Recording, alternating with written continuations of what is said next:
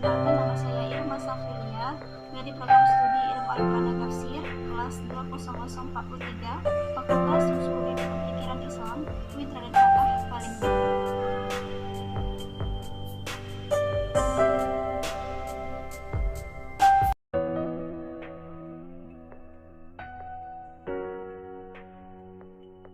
Sini saya akan menyampaikan sebuah pembahasan materi tentang kewarganegaraan yang membahas mengenai hak dan kewajiban warga negara serta hak asasi manusia dalam pinjaman Islam. Materi pertama yang akan saya bahas ini mengenai hak dan kewajiban warga negara. Pengertian hak itu adalah kuasa untuk menerima atau melakukan sesuatu yang semestinya diterima dan dilakukan oleh pihak tertentu dan tidak dapat oleh pihak lain manapun, dan juga pada prinsipnya dapat dituntut secara paksa olehnya.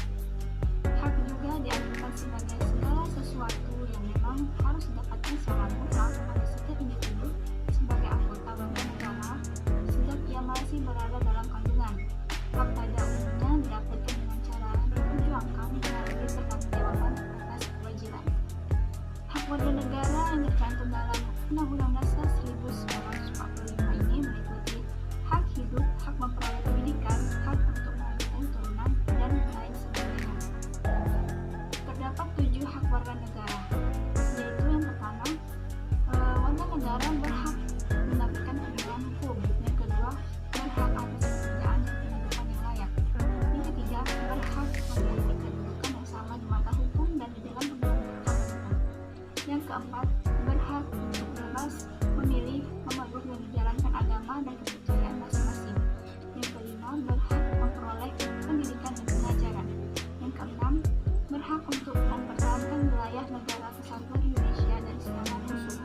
Yang ketujuh, berhak untuk kemerdekaan berserikat, berkumpul, mengeluarkan pendapat secara lisan dan tulisan sesuai undang-undang yang berlaku.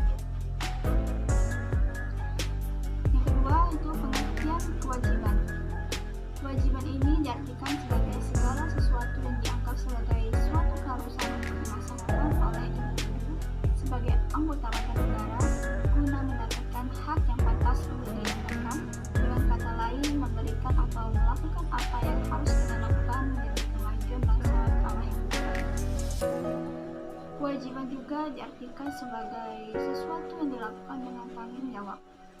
Di sini terdapat 5 kewajiban warga negara Indonesia. Kewajiban tersebut yaitu yang pertama, kewajiban untuk berperan serta dalam membela, mempertahankan kedaulatan negara Indonesia dari serangan musuh. Yang kedua, memiliki kewajiban membayar pajak dan retribusi yang telah ditetapkan oleh pemerintah pusat maupun pemerintah daerah. Yang ketiga, memiliki kewajiban untuk menaati serta menjunjung tinggi dasar negara, hukum, dan pemerintahan tanpa terkecuali serta dijalankan dengan sebaik-baiknya. Yang keempat, memiliki kewajiban taat, tunduk, dan patuh terhadap segala hukum yang berlaku di Indonesia. Yang kelima, memiliki kewajiban turut serta dalam pembangunan untuk membangun bangsa agar bangsa kita bisa berkembang dan maju ke arah yang lebih baik. Kewajiban warga negara berdasarkan Undang-Undang 1945 meliputi membayar pajak, membela pertahanan dan keamanan, menghormati hak asasi, menjunjung hukum dan pemerintahan, ikut serta membela negara, tunduk pada pembatasan yang ditetapkan oleh undang-undang, dan yang terakhir itu wajib untuk mengikuti pendidikan Islam.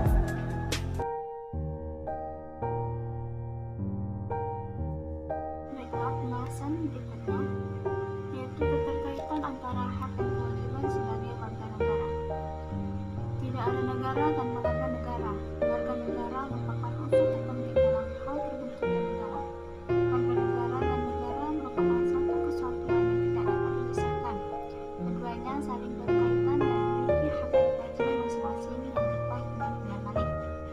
Dan warga negara ini memiliki kewajiban untuk menjaga nama baik negara dan negaranya. Sedangkan negara mempunyai kewajiban untuk melindungi dan mensejahterakan kehidupan warga negaranya. Sementara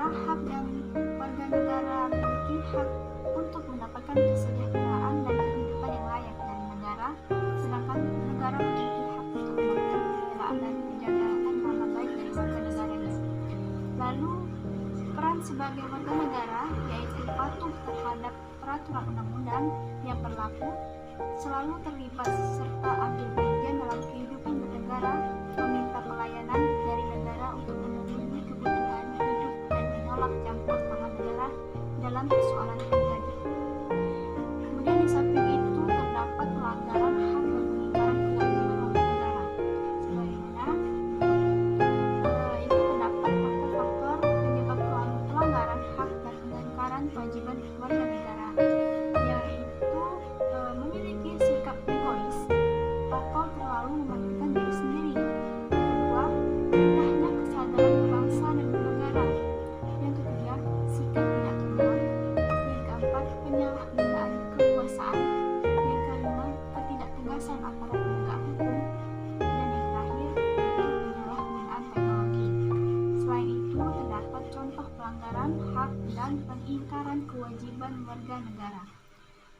Pelanggaran hak warga negara adalah tindakan aparat negara yang melanggar atau tidak memberikan apa yang menjadi hak warga negara. Contohnya yaitu tidak mendapatkan kesamaan hukum, dilarang mengeluarkan pendapat, tidak mendapatkan kesempatan memilih, tidak mendapatkan pengajaran, tidak mendapatkan pendidikan, ditangkap tanpa melalui proses hukum yang berlaku, tidak mendapatkan perlindungan hukum, dan yang terakhir tidak mendapatkan pelayanan hukum. Kemudian pengingkaran kewajiban adalah pengingkaran warga negara terhadap kewajiban yang ditentukan oleh pemerintah. Contohnya saja yaitu tidak membayar pajak, kemudian melawan hukum, bahkan mengkhianati negara, tidak menjaga ketertiban, melanggar aturan yang berlaku, tidak ikut mempertahankan negara kesatuan Republik Indonesia, berperilaku anarkis, tidak menjaga keamanan, mengkhianati negara, melakukan pembangunan akan pelajar, dan yang terakhir melanggar HAM.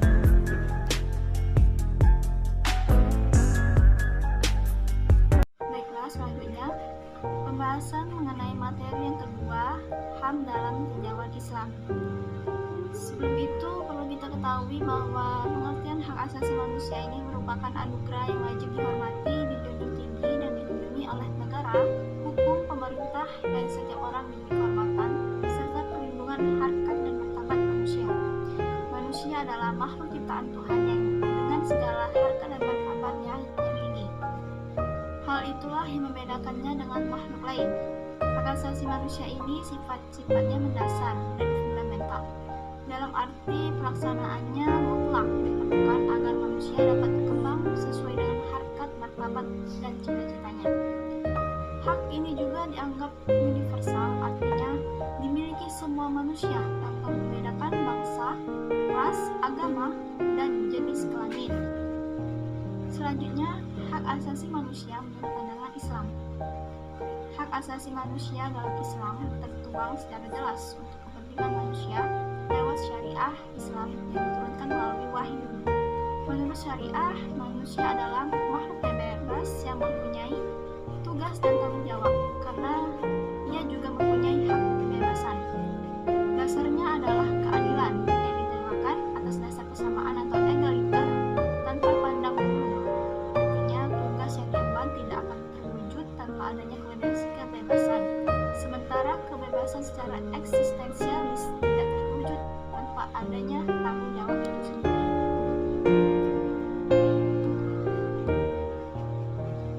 Selanjutnya, sistem HAM Islam mengandung prinsip-prinsip dasar tentang kesamaan, kebebasan, dan penghormatan terhadap sesama manusia. Kesamaan artinya Islam memandang semua manusia sama dan mempunyai kedudukan yang sama. Satu-satunya keunggulan yang dinikmati seorang manusia atas manusia lainnya hanya ditentukan oleh tingkat ketakwaannya. Hal ini sesuai dengan firman Allah dalam surat Al-Hujurat ayat 13 yang berbunyi, A'udzu billahi minasyaitonir rajim. Bismillahirrahmanirrahim. Ya ayyuhan nasu inna khalaqnakum min dzakarin wa unsa wa ja'alnakum syu'uban wa qabaila lita'arafu. Inna akramakum indallahi atqakum. Innallaha alimun khabir. Yang artinya, hai manusia, sesungguhnya Kami ciptakan kamu dari laki-laki dan perempuan, dan kami jadikan kamu berbangsa-bangsa dan bersuku-suku agar kamu saling mengenal. Sesungguhnya yang paling mulia di antara kaum adalah yang paling takwa. Kemudian hubungan antara hukum Islam dan HAM.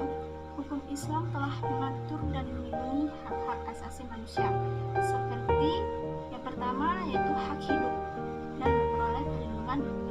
Hak hidup adalah hak asasi yang paling utama bagi manusia, yang merupakan karunia dari Allah bagi setiap manusia.